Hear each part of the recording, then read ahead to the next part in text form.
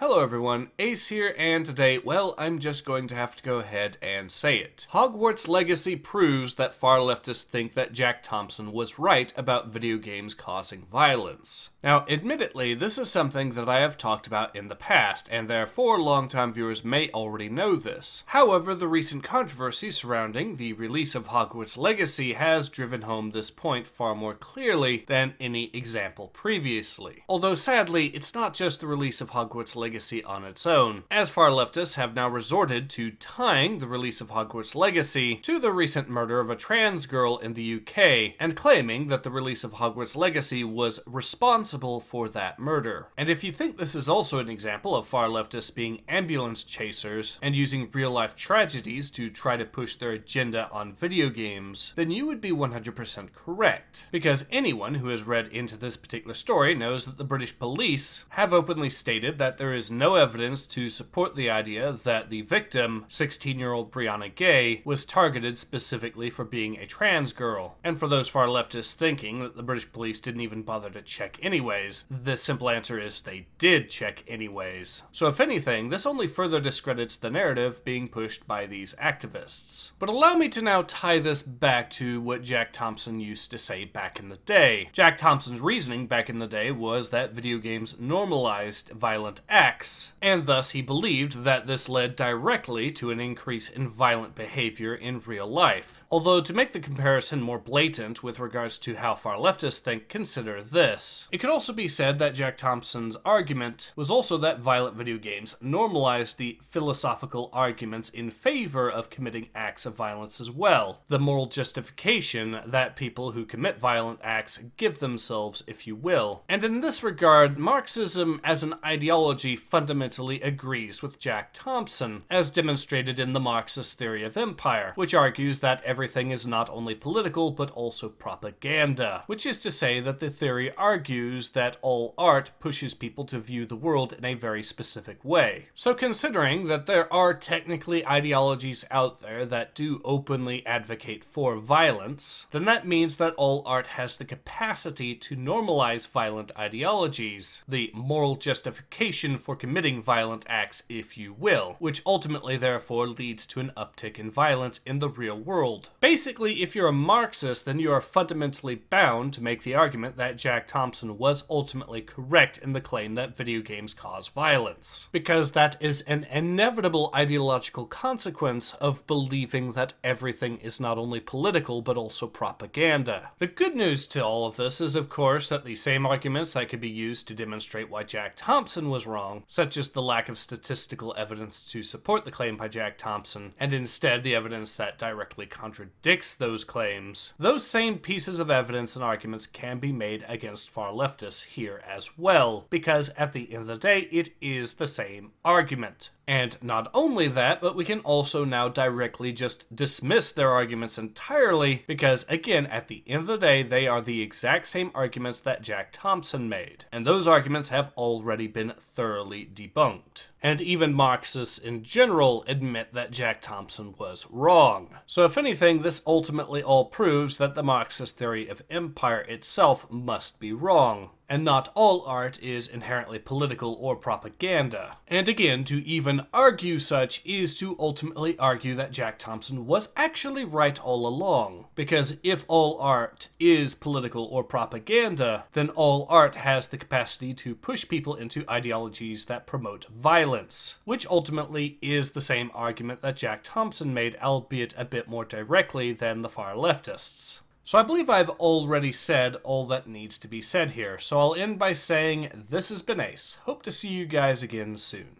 Take care. Ace out.